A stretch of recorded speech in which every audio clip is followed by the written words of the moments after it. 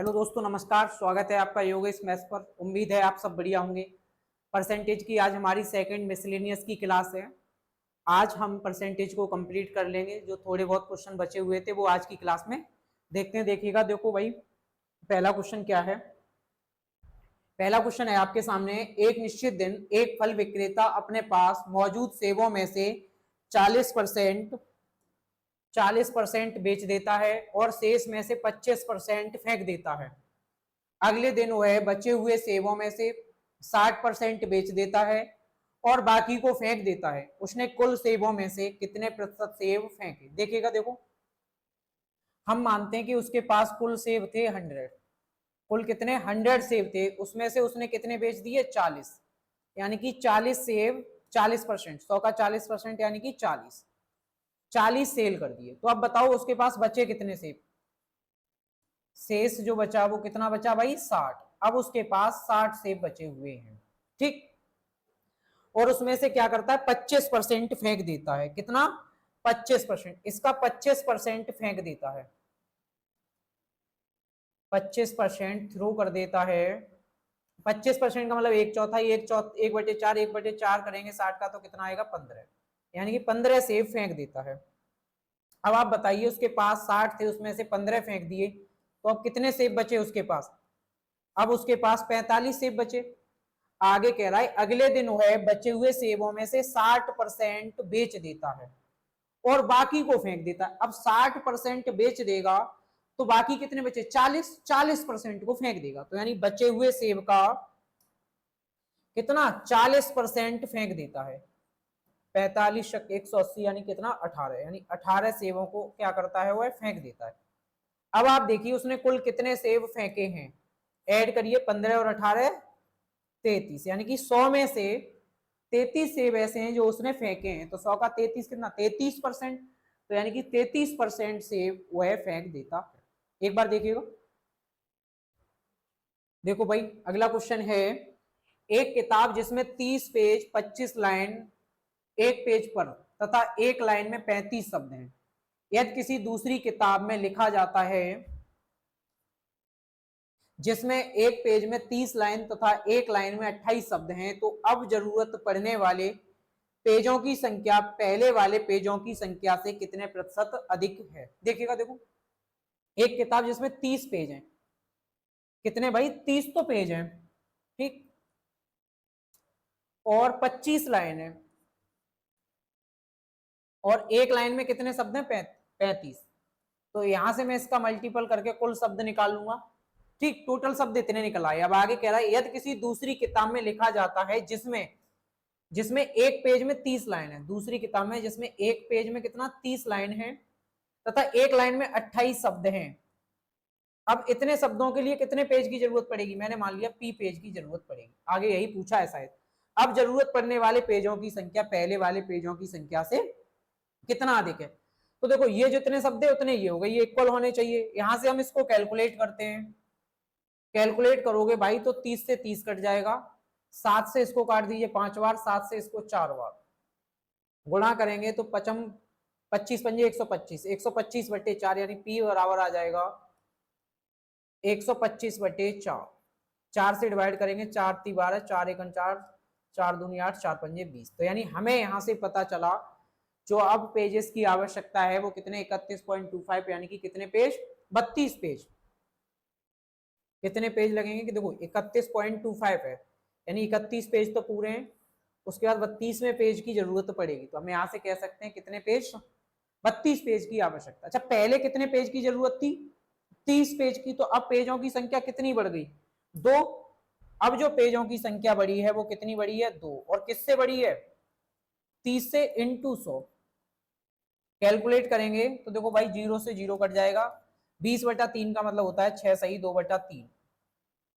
तो जो पेजों की संख्या बढ़ी है वो कितने प्रतिशत बढ़ी है? 6 सही 2/3%। यानी 6.66%। ऑप्शन सी हमारा सही हो जाएगा। देख लीजिए एक बार। देखो भाई, नेक्स्ट क्वेश्चन क्या है। एक आदमी एक कार खरीदना चाहता है और इसके लिए वह इंटरनेट पर कार की रेटिंग देखता है। उन्हें आराम के लिए 9/10, यानी आराम यानी कंफर्ट, कंफर्ट के लिए 9/10 और पुनः विक्रय यानी रीसेल मूल्य के लिए 8/10 की रेटिंग मिलती है। अपनी आवश्यकताओं के आधार पर वह कंफर्ट के लिए 55% और रीसेल के लिए 45% महत्व देता है। कार की अंतिम रेटिंग की गणना कीजिए। देखिएगा, देखो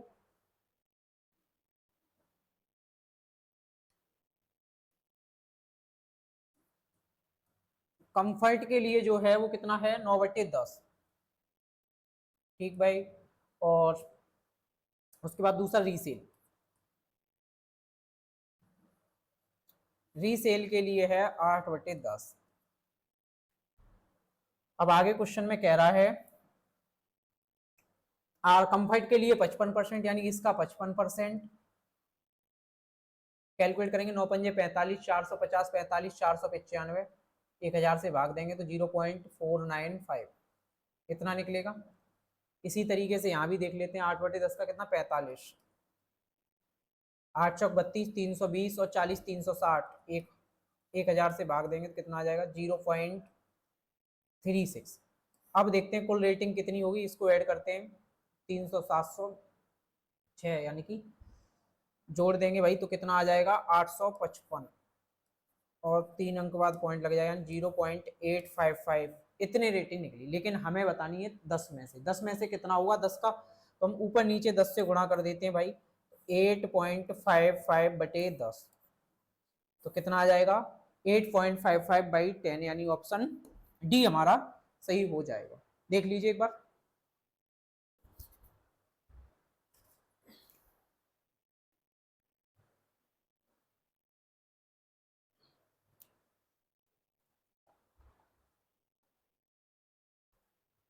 देखो भाई नेक्स्ट क्वेश्चन है, यदि आयकर 19% बढ़ जाता है तो शुद्ध आय 6% कम हो जाती है।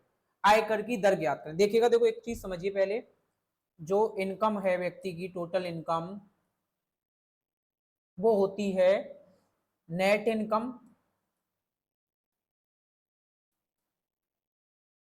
Plus tax. नेट इनकम यानी कि शुद्ध आय, ठीक, ये होती है व्यक्ति। अब आगे कह रहा है क्वेश्चन में, यदि आयकर 19% बढ़ जाता है यानी कि टैक्स कितना बढ़ जाता है 19% बढ़ जाता है तो शुद्ध आय यानी कि नेट इनकम 6% कम हो जाती है। अब देखो यहां मैंने इक्वल का साइन क्यों लगाया, पहले ये समझते देखिएगा। एक व्यक्ति का टैक्स कितना बढ़ गया 19%, आयकर कितना बढ़ा है 19% बढ़ा है, और उसकी इनकम कितनी शुद्ध आय कितनी कम हो गई 6% कम हुई। यानी यहां 19% नहीं बढ़ता तो यहाँ 6% कम नहीं होता। तो कह सकता हूं जो 19% टैक्स बढ़ा है वही 6% के बराबर होगा, इसलिए मैंने इक्वल का साइन लगा दिया। ठीक भाई, अब देखो इसको सॉल्व करते हैं आगे।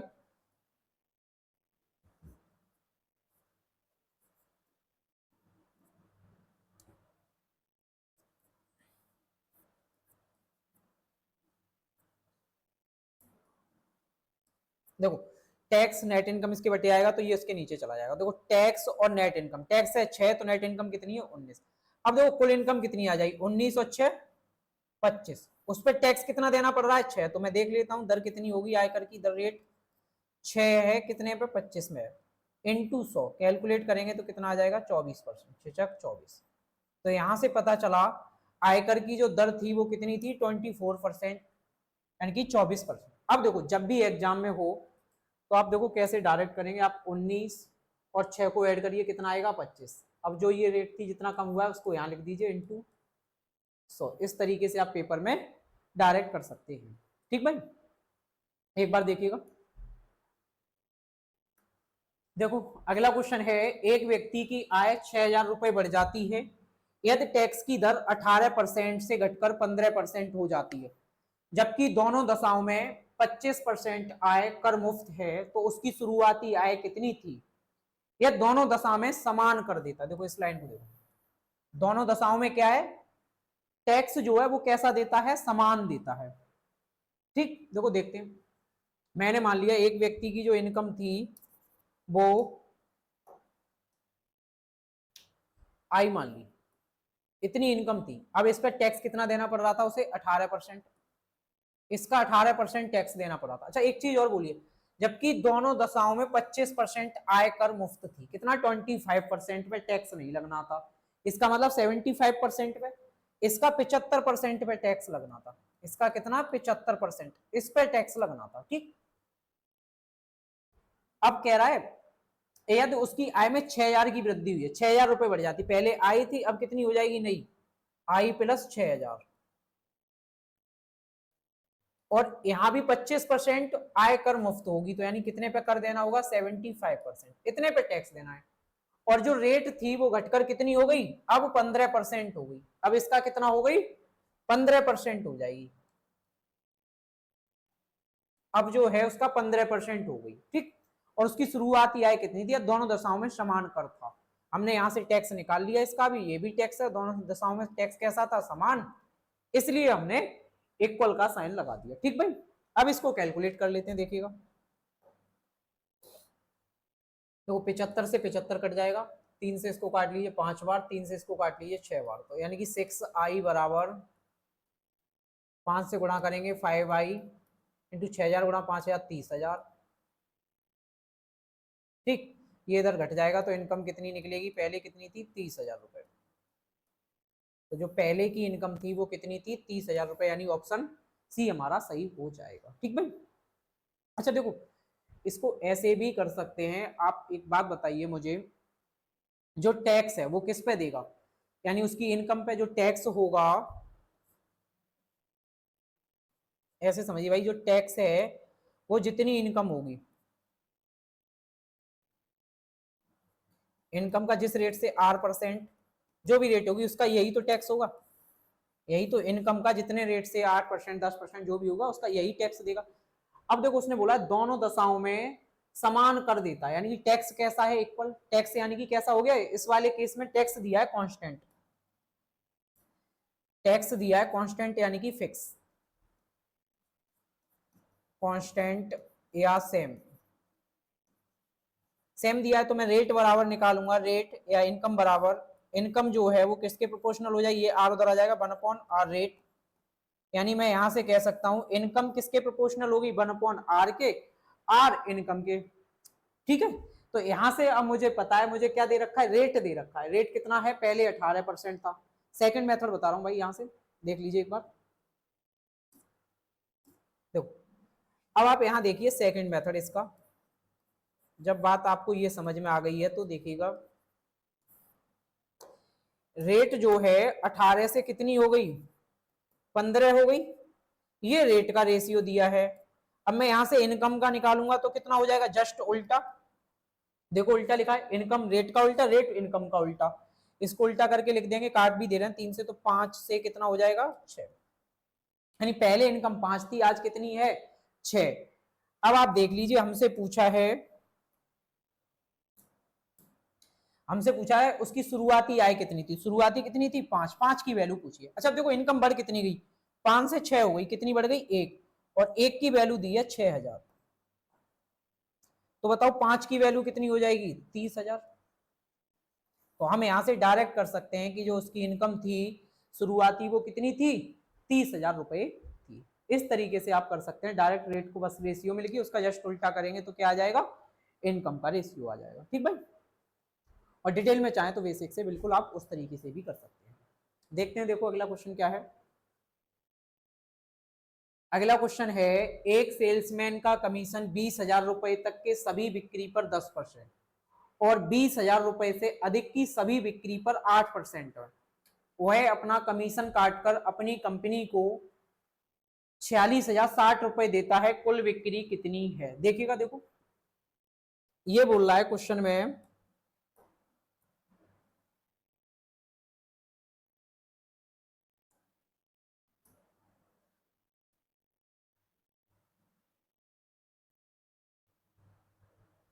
देखो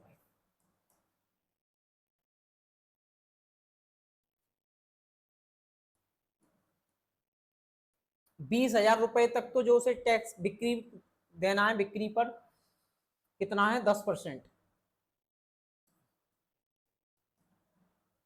और उससे 20,000 रुपए से अधिक कितना है 8%। 20,000 रुपए से अगर अधिक जाता है प्लस, तो जो उसे देना है वो कितना है 8%। यानी एक सेल्समैन का जो कमीशन है 20,000 रुपए तक की सभी बिक्री पे 10% है।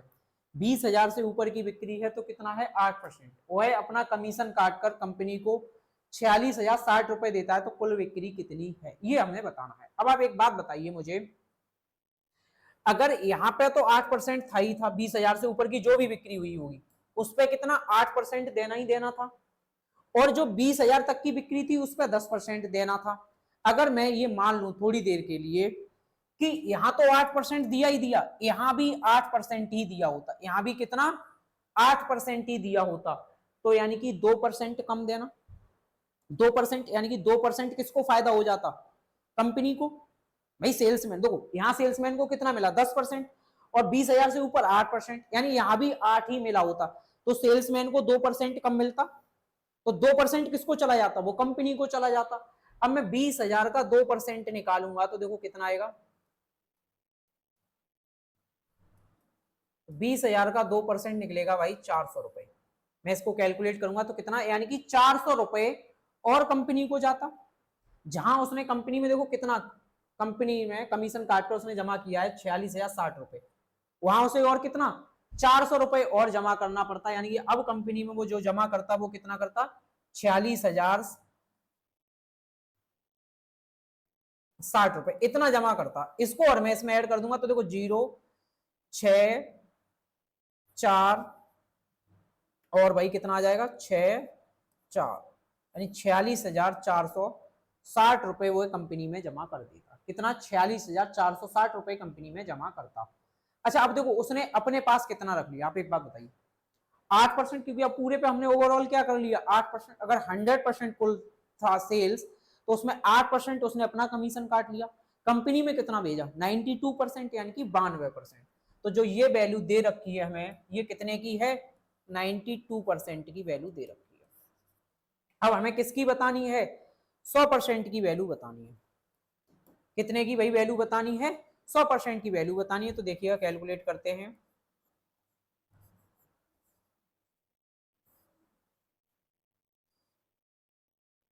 गुणा 100। देखो भाई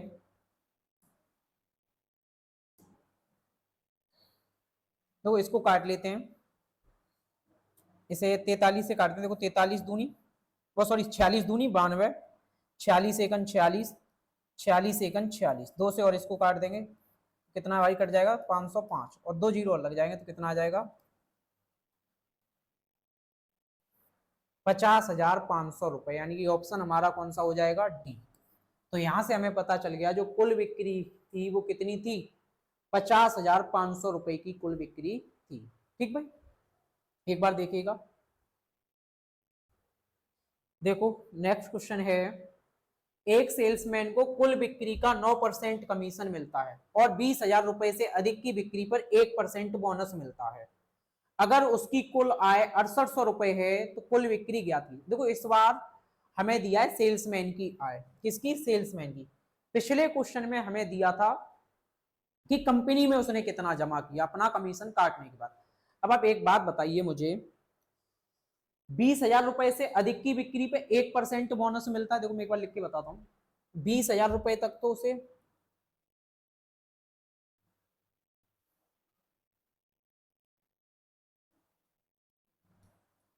20,000 रुपए तक तो उसे 9% कमीशन मिलता है, ठीक। और 20,000 रुपए से ऊपर की बिक्री पे 9% तो कमीशन मिलेगा ही मिलेगा भाई, 9% कमीशन तो मिलेगा ही, साथ में 1% बोनस भी मिलेगा, ये इतना मिलता है उसको, ठीक। और तब उसको जो सेल मिलती है उसकी आय है वो कितनी है 6800 रुपए। अब आप एक बात देखिएगा, देखो यहां 9% मिला, यहां कितना है यानी कि 10%, 10%। अब आप एक बात बताइए, अगर यहां भी 1% और इसे मिल जाता, सोचने की बात है, जहां 9% शुरू में 20,000 रुपए पर 9% ही मिला है, आगे 20,000 से 10% मिला है सीधा सीधा, अगर यहां भी 10% मिल जाता तो यानी 1% उसे और मिल जाता। बताइए सेल्समैन को 1% और मिलता। अब 20,000 का 1% निकालूंगा तो कितना आएगा, यानी 200 रुपये से और मिलता, कितना, 200 रुपये से और मिल जाता यदि यहां भी कितना 10% मिलता तब। अच्छा, उसे मिल कितना रहा था, 6800 रुपये मिल रहा था, और यहां 10 हो जाता 200 और मिलता, तो अब उसको मिल जाता कितना 6800 और ऐड हो जाएगा इसमें, तो यानी अब जो उसको पैसा मिलता वो कितना मिलता, 7000 रुपये उसकी सैलरी होती। अच्छा अब देखो 7000 सैलरी होती, अब उसे पूरा ओवरऑल कितना मिला, 10% मिला, कितना 10%, 10% की वैल्यू दी है हमें कितना 7000 रुपये, 10% की वैल्यू 7000, तो बताओ 100% की वैल्यू कितनी होगी 70,000 रुपये। तो हमें यहां से पता चल गया कि कुल बिक्री थी वो कितनी थी 70,000 रुपये थी। तो इस तरीके से हमें दो टाइप इसमें बनेंगी, एक आपने पहले देखा होगा, वहां पर हमें यहाँ पे दिखेगा कंपनी में कितना जमा किया, और एक बार सेल्समैन की आय हमें देगा। ठीक भाई, तो एक बार देख लीजिए, उसके बाद हम नेक्स्ट क्वेश्चन करेंगे।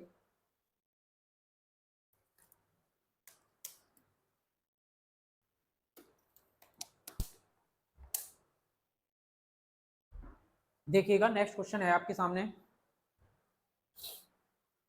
एक रेलगाड़ी में उतने डिब्बे हैं जितनी प्रत्येक डिब्बे में सीट है, यानी एक रेलगाड़ी में उतने डिब्बे हैं जितनी प्रत्येक डिब्बे में सीट, यदि एक डिब्बे में 15 व्यक्ति है और वह अपनी क्षमता का 55 सही 5/9% भरा हुआ है। अब देखो भाई 55 सही 5/9% का मतलब 5/9। ठीक, आगे क्या कह रहा है, उस रेलगाड़ी में अधिकतम कितने यात्री आ सकते हैं यदि उसकी न्यूनतम 22/2/9% सीट खाली रहती। देखिएगा देखो, अब एक डिब्बे में कितने व्यक्ति बैठे 15, कुल क्षमता 9 थी जिसमें कितने बैठे 15, तो यानी 5 की वैल्यू कितना है 15, तो 3 गुना लिखा है, 9 की वैल्यू कितनी आ जाएगी 27। तो हमें यहां से पता चल गया एक डिब्बे में कितने व्यक्ति बैठेंगे 27 व्यक्ति बैठेंगे, कितना 27 व्यक्ति। अब देखो पहली लाइन, एक रेलगाड़ी में उतने डिब्बे हैं जितने प्रत्येक डिब्बे में सीट। ठीक, अब देखो प्रत्येक, कुल एक डिब्बे में कितने व्यक्ति बैठेंगे 27, तो यानी कि 27 सीट होंगी, तो यानी कि 27 ही डिब्बे, जितनी डिब्बे उतनी ही सीट, तो यानी कि तो जो कुल कुल जो क्षमता निकलेगी उसकी वो कितनी निकलेगी 27 इंटू 7। यहां से मैं पता कर पाऊंगा 27 इंटू 27 729, यानी कि 729 यात्री उसमें बैठ सकते हैं। कितने 729 यात्री आ सकते हैं, यानी कि जो टोटल सीट थी, टोटल सीट कितनी आएंगी, ये निकालनी हमने टोटल सीट, टोटल सीट्स निकालनी 729। अब कह रहा है उस रेलगाड़ी में अधिकतम कितने यात्री आ सकते हैं यदि उसकी न्यूनतम क्षमता 22/2/9% सीट खाली रहती है, यानी कि जितने भी थी 729 में 22/2/9 का मतलब होता है 2/9, यानी कि कुल 9 है तो उसमें से 2 खाली रहेंगी, तो फिर भरी कितनी जाएंगी 7/9, यानी इसका कितना सीट भरी जाएंगी 7/9 सीट भरी जाएंगी। अब हम यहां से कैलकुलेट करेंगे, इसको 9 से डिवाइड करेंगे, कितनी बार जाएगा 81 बार, 81 गुणा कर देंगे तो कितना आ जाएगा 567, तो यानी कि जो उसमें यात्री आएंगे वो कितने आएंगे 567 यात्री आ जाएंगे, यानी ऑप्शन हमारा ए सही हो जाएगा। हमने देखो टोटल सीट निकाल ली, उसके बाद उसमें हमसे बोला था 22 सही 2/9% सीट खाली रहेंगी, और 22 सही 2/9% का मतलब होता है 2/9, कुल सीट 9 है उसमें 2 खाली रहेंगी, तो फिर भरी कितनी जाएंगी 7/9। ठीक भाई, एक बार देखिएगा, फिर नेक्स्ट क्वेश्चन पर चलते हैं। देखो भाई अगला क्वेश्चन है, 4 बर्तन एक मेज पर इस तरीके से रखे हैं, यदि उन्हें बाएं से दाएं मापा जाता है तो उनकी क्षमता 3 गुना होती है। पहले बर्तन का 30% निकाला जाता है, दूसरे बर्तन का 30%, तीसरे बर्तन का 44 सही 4/9% तथा चौथे बर्तन का 20% निकाला जाता है। यदि निकाले गए द्रव को एक 5वें बर्तन में मिलाया जाता है तो 5वें बर्तन में शामिल द्रव का आयतन शुरुआती 4 बर्तन के कुल आयतन का कितना प्रतिशत होगा। देखिएगा देखो 4 वेसल हैं, पहला दूसरा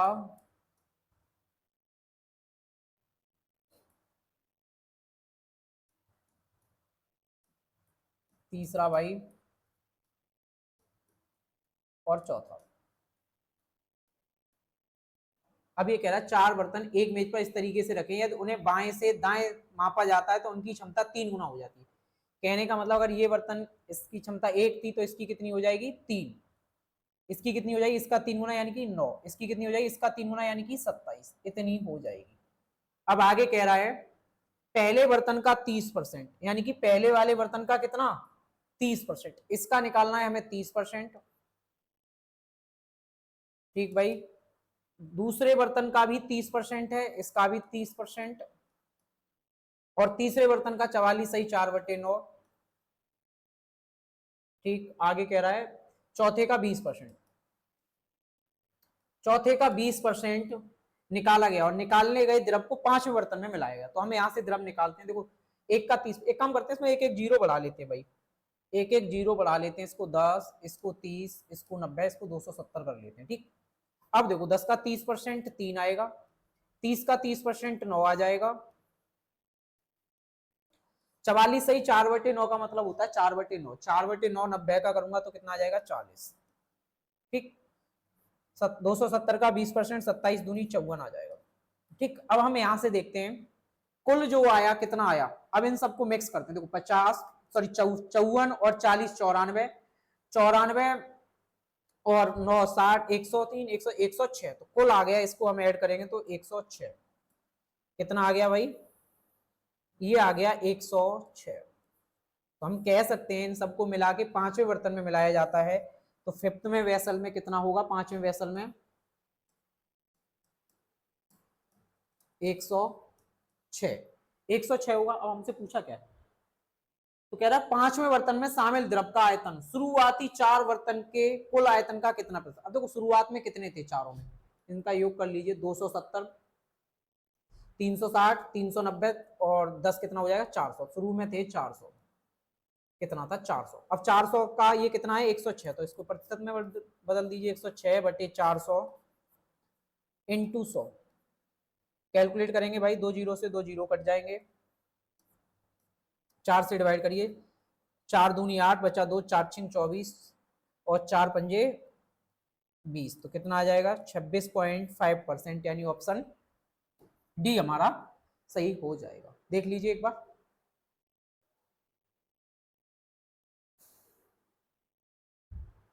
देखते हैं। देखो अगला क्वेश्चन क्या है। अगला क्वेश्चन है एक विद्यालय में 1800 विद्यार्थी हैं। पिछले दिन विद्यालय में 4% लड़कों को छोड़कर सारे विद्यार्थी उपस्थित थे। आज 5% लड़कियों को छोड़कर सारे विद्यार्थी विद्यालय में उपस्थित थे, लेकिन दोनों दिन विद्यार्थियों की कुल संख्या विद्यार्थियों की संख्या कैसी थी, समान। यानी दोनों दिन जो उपस्थित विद्यार्थी थे उनकी संख्या कैसी थी, समान। विद्यालय में लड़कियों की संख्या क्या थी। अब आप एक बात बताइए, पिछले दिन विद्यालय में 4% तो लड़के छोड़कर सब उपस्थित थे और आज 5% लड़कियों को छोड़कर। अब देखो 4% लड़के कमाए तब भी उतने ही कुल विद्यार्थी रहे जितने अगले दिन 5% लड़कियां कमाई। तो मैं कह सकता हूं लड़कों का 4% लड़कियों के 5% के बराबर होगा। भाई लड़कों का 4% लड़कियों के 5% के बराबर होगा, तभी ऐसा पॉसिबल है। तो बॉयज का 4% इक्वल है गर्ल्स के 5% के। यहां से बॉयज और गर्ल्स का रेशियो मिल जाएगा कितना, 5:4। यानी हमें पता चल गया बॉयज 5 है तो गर्ल्स कितनी है 4। अच्छा देखो कुल संख्या हमें दी हुई है, कुल कितना है 9, और 9 की वैल्यू हमें दी है 1800, कितना 1800। अब हमसे पूछा क्या, तो लड़कियों की संख्या कितनी थी 4, 4 की वैल्यू हमें बतानी, किसकी 4, 4 की बता दीजिए। अब देखो ये कितना गुना लिखा है 200 गुना, तो इसका 200 गुना करोगे कितना आ जाएगा 800। तो हमें यहां से पता चल गया जो कुल लड़कियां थी वो कितनी थी 800 थी, लड़कियों की संख्या कितनी थी 800। ठीक भाई, देखिएगा एक बार, देखो अगला क्वेश्चन है IIM में 60% विद्यार्थी लड़के हैं तथा शेष लड़कियां हैं। यह 15% लड़के तथा 7.5% लड़कियों की फीस माफ हो जाती है। यदि पूरी छूट मिलने वाले विद्यार्थियों की कुल संख्या 90 है, उन विद्यार्थियों की संख्या ज्ञात कीजिए जिन्हें 50% फीस में छूट मिलती है।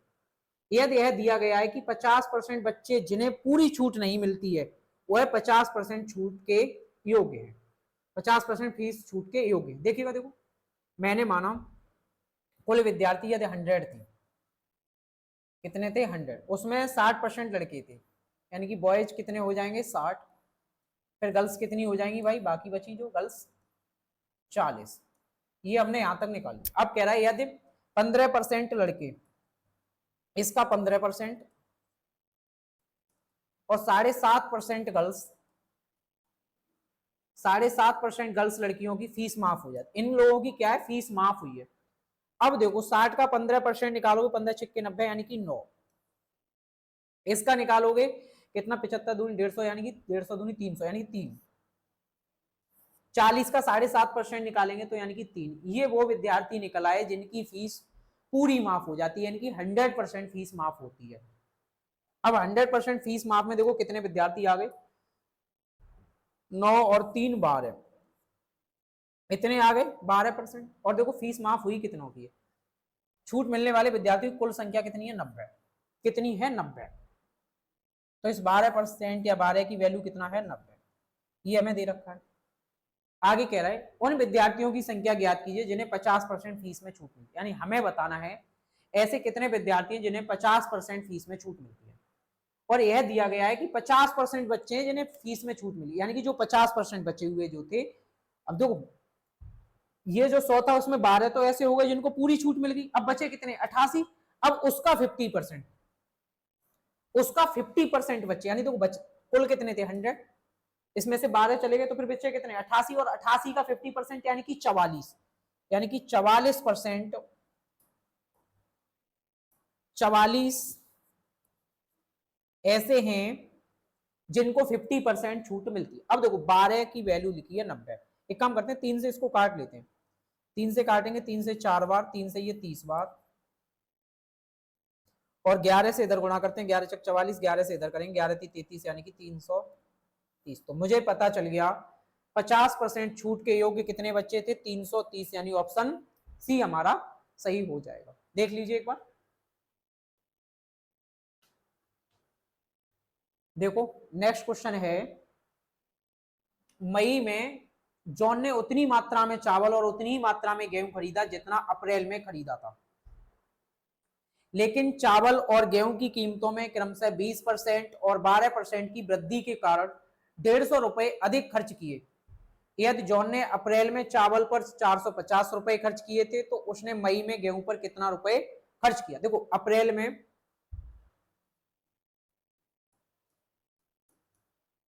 ये क्वेश्चन है अप्रैल में भाई, जॉन जो दो चीजें यानी कि चावल और गेहूं, राइस एंड व्हीट, तो इसमें क्या है, जो राइस चावल है वो कितना 450 रुपए खर्च किए, इसका हमें पता नहीं गेहूं पे कितना किया। ठीक, अब मई में क्या हुआ है, चावल की कीमत 20% बढ़ गई, कितना बढ़ गई 20, तो इसका 20 बढ़ जाएगी। अब 20% निकालोगे तो क्या, यानी कितना 90 रुपए बढ़ जाएगी, 90 रुपए बढ़ जाएगी। अब देखो आगे कह रहा है और गेहूं की कीमत 12% बढ़ जाती है जिसकी वजह से 150 रुपए अधिक खर्च करने पड़े। अब देखो चावल पे कितना रुपए बढ़ा है 90, तो फिर बाकी बचा कितना 60 रुपए। 60 रुपए किस पे बढ़ा हुआ, इस पे गेहूं पे। गेहूं पे कितने रुपए की वृद्धि हुई होगी 60 रुपए, यानी मैं यहां से कह पाऊंगा गेहूं पर बढ़ा है 60 रुपए। अच्छा गेहूं पे वृद्धि कितनी हुई है, आप बताओ, गेहूं पे वृद्धि हुई है 12% की, तो मैं कह सकता हूं जो 12% है उसकी वैल्यू कितना है 60, तो 100% की वैल्यू कितनी आएगी 500, 100% की वैल्यू कितनी आएगी 500 रुपए। तो यानी कि जो चावल पे पहले खर्च, सॉरी गेहूं पर जो खर्च कर रहा था, गेहूं पर जो पहले खर्च कर रहा था वो कितना था 500 रुपए, लेकिन हमसे पूछा क्या है, अच्छा अब हमसे पूछा मई में, किसमें मई में। अब मई में क्या होगा, ये 60 रुपए बढ़ जाएगा, तो मई महीने में कितना हो जाएगा गेहूं पे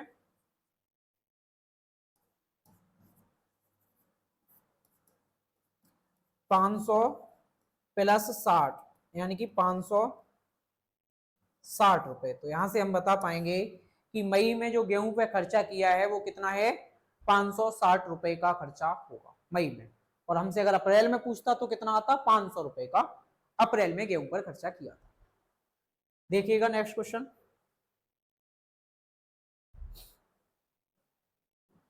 नेक्स्ट क्वेश्चन है, एक व्यक्ति का मासिक वेतन 50,000 रुपए था। वह ऐसे 3 मुद्दों पर खर्च करता था। व्यक्तिगत और पारिवारिक व्यय, यानी कि व्यक्तिगत और पारिवारिक व्यय उसको इन्होंने ई से रिप्रेजेंट किया है, कर को टी से, परोपकार को पी से, और शेष क्या है, उसकी बचत, यानी कि शेष उसकी सेविंग है। ई पर उसकी आय का 50% था, टी का 20% था, और पीटी का 15% था। जब उसके वेतन में 40% की वृद्धि हुई तो उसने ई के प्रतिशत में कोई परिवर्तन नहीं किया, लेकिन टीई का 30% हो गया और पीटी का 20% हो गया। उनकी नई बचत पिछली बचत की तुलना में कितने प्रतिशत अधिक या कम है? देखो भाई, एक तो यह है जो इसका मासिक वेतन आपको 50,000 रुपए दिया है, इससे कर लीजिए, इसको मान के, या आप अपनी तरफ से कोई भी वेतन मान लीजिए, 100 मान लो, 200, 300, जो भी मन करे। फिलहाल हम इसको 100 मान के करते हैं। देखिएगा, देखो मैंने माना उसका वेतन था 100 रुपए। कितना था? 100 रुपए। ये उसका वेतन था, ठीक।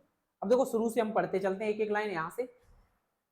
ई उसकी आय का 50% था। ई जो है उसकी आय, इसकी इनकम का कितना, ई 50%, यानी कि 50। ई की वैल्यू निकाल ली, ठीक। आगे कह रहा है 50% था, टी ई का 20% था। टी जो था वो ई का 20%। अब देखो ई का 20% यानी कि 20% निकालूंगा कितना आएगा, 10। तो जो टी निकलेगा वो कितना निकलेगा, 10। मैंने टी की वैल्यू निकाल ली। आगे देखिए, और पी टी का 15% था। पी जो था वो टी का 15% था। अब इसका 15% निकालूंगा, यानी कि 1.5। ये निकलाया 1.5। यहां तक हमने कर लिया। अब आगे कह रहा है जब उसके वेतन, अच्छा अब देखो 50, 10, 60, 60 और 1.5 यानी 61.5, बाकी बचा वो उसकी सेविंग रही होगी, ठीक है भाई। आगे देखते हैं, या तो जब उसके वेतन में 40% की क्या हुई है, वृद्धि। अब उसके वेतन में होगी 40% की वृद्धि। अच्छा, पहले वेतन था 100, अब हो जाएगा 140। अब जो नया वेतन बना वो कितना बना, 140, ठीक। फिर कह रहा है तो उसने ई के प्रतिशत में कोई परिवर्तन नहीं किया, यानी ई पहले कितना था, 50%, तो आज भी कितना रहेगा, 50, यानी कि 170। ई तो इतना ही रहेगा, ठीक भाई। आगे क्या कह रहा है, लेकिन टी ई का 30% हो गया। टी जो था ई का कितना, 30%। 30% का मतलब यानी कि 21 हो गया, ठीक भाई। और पी टी का 20% हो गया। पी जो था वो टी का 20%, 20% यानी 21 दूनी 42, 4.2 हो गया, ठीक है भाई। उनकी नई बचत पिछली बचत की तुलना में कितने प्रतिशत अधिक या कम है, यानी कि उनकी जो नई बचत है वो पिछली बचत से कितना अधिक या कम है। तो देखिएगा, यहां मैं इनकी सेविंग लिख देता हूं, यहां इसकी सेविंग आ जाएगी, और यहां भी इसकी सेविंग लिखते हैं। देखिएगा, निकालते पहले सेविंग भाई। तो इनकम थी 100, ठीक भाई। 50 ये, 10 ये, 60, 60 और 1.5 ये, यानी कि 61.5, यानी कि तो 1.5 घटा देंगे कितना आ जाएगा, 38.5। तो पहले जो सेविंग थी वो कितनी थी, 38.5, ठीक। अब यहाँ जाइए, देखो 70 और 21 91, 91 और 4 95.2, 95.2 मैं इसमें से घटाऊंगा, किसमें से, 140 में से, 140 में से घटाऊंगा, तो यहाँ सेविंग आ जाएगी कितना, 40 और 4 44.8, 44.8। तो मैंने यहां से इसकी ये सेविंग निकाली। अब देखो पहले सेविंग थी 38.5, आज हो गई 44.5, तो सेविंग कितनी बढ़ गई, 1.5, और 4 कितना हुआ, 5.5, 5.5 और 6 6.3। तो यानी जो सेविंग बढ़ी, सेविंग जो परसेंटेज चेंज आया 6.3 का आया, और कितने से आया, 38.5 से, इंटू 100। अब इसको कैलकुलेट करते हैं, देखिएगा, पॉइंट से पॉइंट हट जाएगा, 5 से काट लीजिए, 5 सत्ते 35, बचा कितना, 3, 5 सत्ते 35, 5 से काट दीजिए 20 बार, 7 से काट दीजिए 11 बार, 7 से ये 9 बार, यानी कि 180/11, 11 से भाग देंगे तो देखो 11 एकन 11, बचेगा कितना भाई, 7, 70 हो जाएगा, 11 छिन 66, बचा 4, 4/11, इतने परसेंट क्या हो गई, अधिक हो जाएगी। तो देखो ये तो कम वाला है, ये भी कम वाला है, और ये कितना 16, तो यही हो जाएगा 16.4% क्या हो गई अधिक, यानी कि पहले जो बचत थी उसकी तुलना में आज जो उसकी बचत है वो कितना 16.4% अधिक है पिछले से। ठीक, हमसे यही पूछा था, काफी अच्छा क्वेश्चन था। ठीक है, एक बार आप इसको देखिएगा, देख लीजिए। ठीक भाई, अब देखिएगा आज इतना ही, क्योंकि जो हमारे परसेंटेज के मिसलेनियस क्वेश्चन थे वो हमने डिस्कस कर लिए हैं। अब मिलते हैं नए टॉपिक के साथ अगली क्लास में। धन्यवाद भाई।